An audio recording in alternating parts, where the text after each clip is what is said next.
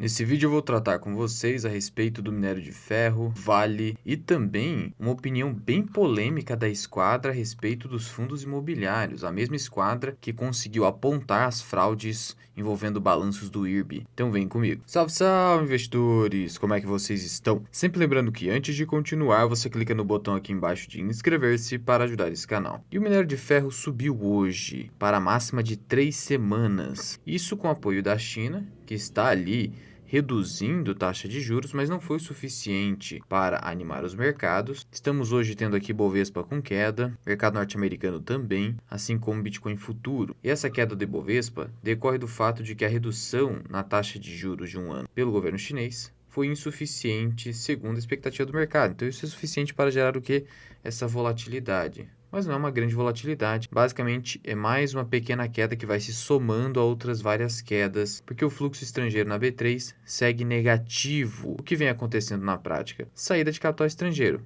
Quase todos os pregões. Veja, você tem do dia 1º de agosto de 2023 até o dia 17, e nesse pregão até então, apenas quedas, mais de 10 quedas. Isso é difícil de acontecer, mas são quedas pequenas. Tivemos apenas uma leve alta aqui no dia 14/8. Esse capital estrangeiro vai saindo do país justamente porque agora os juros americanos tendem a subir, continuarem altos para conter a inflação. Por conta disso, o capital estrangeiro se volta para as treasuries americanas. Afinal de contas, você tem ali menos risco do que ativos brasileiros, com uma taxa que começa a se tornar mais atrativa. Isso, para investidor de longo prazo, é interessante. Afinal de contas, abre-se uma janela de oportunidade para novos aportes a preços mais descontados. Minério de ferro nesse momento a $108 a tonelada. Aqui em novembro de 2022 chegou num fundo difícil de retornar, mas pode acontecer, $86. Num patamar desse de preço de $86, fica muito difícil para mineradoras e siderurgias no mundo conseguirem um bom lucro através da mineração e também do mercado de aço, razão pela qual é bastante improvável maiores grandes quedas no minério. Mas como não há como prever, o investidor simplesmente deve se basear na média histórica de preços da commodity, que é aqui nesse topo próximo dos $130 a tonelada. E como o Vale estava negociando a R$60 mesmo aqui em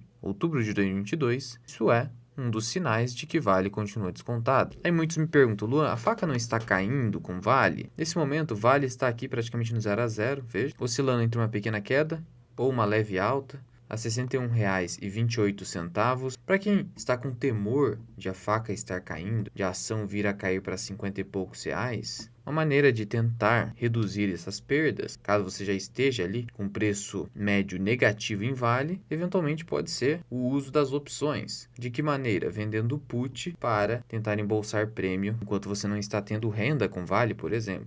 Isso, obviamente, para quem gosta de mexer com opções. Não é essencial para o investidor de longo prazo, mas é sim, nesses momentos, possível extrair ali algum recurso no mercado, enquanto a ação que você visa encarteirar segue caindo ou com uma tendência de baixa, como for aí a sua análise. Nesse momento, sigo aqui com 1.800 ações de Vale, está abaixo do meu preço médio. Em havendo quedas abaixo de R$60, provavelmente irei aumentar aportes. Não é recomendação. Mas indo aqui para os fundos imobiliários, a Esquadra, em uma carta do seu gestor, fez um alerta a respeito de fundos imobiliários. E que alerta foi esse? Lembrando que a Esquadra foi aquela que, entre aspas, foi a responsável pela queda gigantesca nas ações do IRB, ao descobrir e ao iniciar a operação vendida na ação, ao descobrir que os executivos de IRB, à época, estavam fraudando os balanços da empresa. Foram ali 234 páginas em uma carta escrita pela Esquadra, que inclusive desafiou o Barça depois quando o Barça começou a comprar e a Esquadra estava certa. O Barça entrou num momento horroroso em IRB, segue perdendo. Então isso vai gerando credibilidade na Esquadra, que agora supostamente atacou os fundos imobiliários.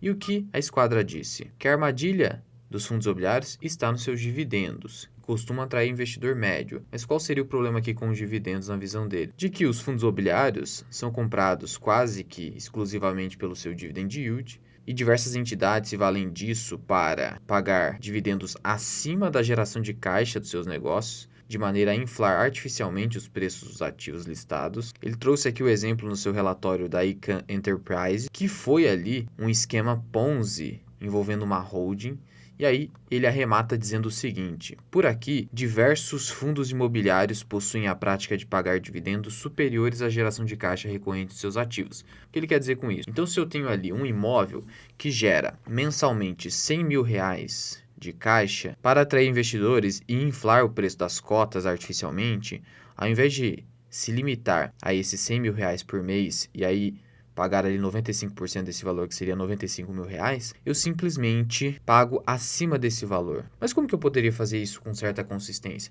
Ele diz aqui, enquanto se amparam em repetidas emissões primárias. Então, quando um fundo imobiliário faz uma nova emissão, ele capta novos recursos dos mesmos cotistas ou de novos cotistas, dinheiro novo entrando no fundo. Esse dinheiro novo vai para o caixa do fundo e o gestor do fundo pode acabar fazendo o quê? Pegando esse caixa e distribuindo a título de dividendos só para inflar ainda mais o preço das cotas. E ele segue dizendo, como esse padrão de comportamento não se sustenta no longo prazo, a chance não desprezível de surpresas negativas para cotistas de alguns fundos, que nos últimos anos cresceram de forma importante no portfólio das pessoas físicas brasileiras, seria uma versão amortecida do que aconteceu com a Icahn Enterprises. Ou seja, ele está dizendo o seguinte, é um alerta para os investidores. Cuidado com fundos imobiliários que seguem pagando dividendos insustentáveis, se amparando em repetidas emissões primárias de recursos, ou seja, dinheiros que vão entrando para o caixa do fundo em subscrições, porque isso aqui se assemelha a um esquema Ponzi, ou seja, pode se assemelhar sim a uma pirâmide financeira. Por quê? Porque basicamente o que você tem numa pirâmide financeira, enquanto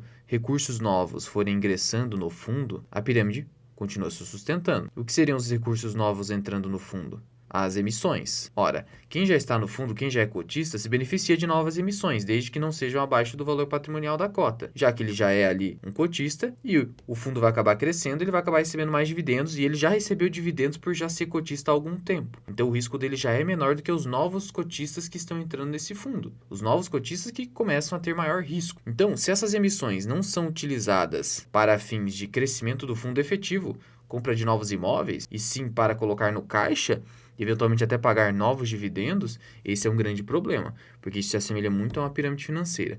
E como que você, investidor, pode se proteger em relação a isso? Investidor de fundos imobiliários. Ah, já sei, Lu, é só não investir em fundos imobiliários. Não, aquelas pessoas que investem em fundos imobiliários. Não são todos. Ele aqui fez questão de ressalvar que não são todos que incorrem nessa prática, mas existem alguns que sim. Você vai avaliar o relatório gerencial do seu fundo e também as emissões que ele vem fazendo. Vamos usar aqui como exemplo o HGLG11. Vamos ao seu site de relações com investidores. Aqui dentro do site de relações com investidores, já abre aqui inicialmente as emissões. Vamos primeiro pegar aqui a última emissão do HGLG, pegar aqui o seu material publicitário. E aqui dentro do material publicitário temos aqui os detalhes da oferta. E aqui ele traz os objetivos. Os recursos obtidos por essa emissão serão, quando efetivamente revertidos para o fundo, utilizados pela administradora na medida em que esta identifique e negocie ativos imobiliários para integrar o patrimônio do fundo. Então aqui, no primeiro momento, você poderia dizer, nossa, peraí, então vai para o caixa do fundo, ele pode simplesmente distribuir isso a título de dividendo, e aí você tem que tomar o outro cuidado. Você tem que olhar se de fato esse recurso está sendo destinado para o caixa e depois para aquisições, ou se esse dinheiro está entrando no fundo para distribuição de dividendos depois. E aí você tem que olhar para o relatório gerencial também. E aqui nós vamos em central de downloads, relatórios periódicos, selecionamos aqui o HGLG e vamos aqui ao relatório gerencial de julho. E aqui, veja só que interessante.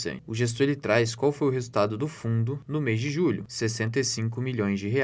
E aí tem o detalhamento do resultado desse fundo. Primeiro, a venda de um imóvel, de uma participação. Depois, recebimento da primeira parcela da venda de um outro terreno. Depois, venda de cotas de fundos imobiliários. Devolução de custos excedentes da oferta no valor de R$ 478 mil e pelo recebimento de aluguel trimestral da Volkswagen e receitas advindas de rendimentos imobiliários. Então, veja aqui que não tem nada a ver com o valor que o fundo teve na subscrição, são 65,5 milhões. Aqui ele vai tratar da emissão de cotas, sendo a maior captação realizada por um fundo de investimento, 1,6 bi aqui. E aqui ele vai te trazer a destinação dos recursos. Primeiro, aquisição do GTLG11, 4 galpões de qualidade duplo A dentro do raio de 30 km de São Paulo, que é o mais importante que você tem que olhar. Tem que estar aqui localizado um raio de 30 km de São Paulo. A localização é essencial para imóveis logísticos. outro compromisso de aquisição, recursos para obras HGLG Itupeva. E aqui ele vai explicando compra de ativos logísticos. Então você percebe que o recurso é destinado para aquisições, efetivo crescimento do fundo. E aqui ele vai detalhando todos os eventos com esses valores de outras vendas. E aqui embaixo você vai olhar o resumo de resultado do fundo.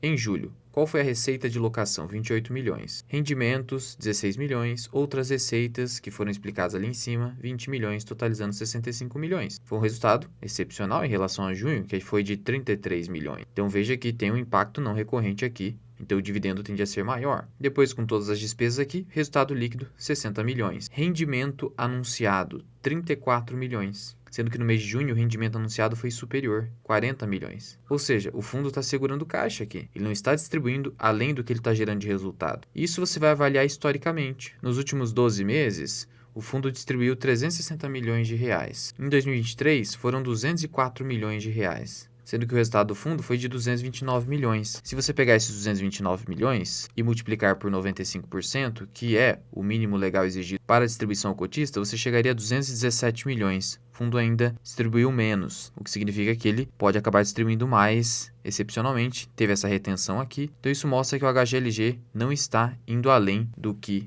deveria no sentido da distribuição de proventos, usando aquele artifício trazido aqui pela esquadra, em que alguns fundos imobiliários acabam incorrendo, no sentido de realizar emissões primárias para pagar dividendos insustentáveis. Então, esse é o cuidado que você tem que ter.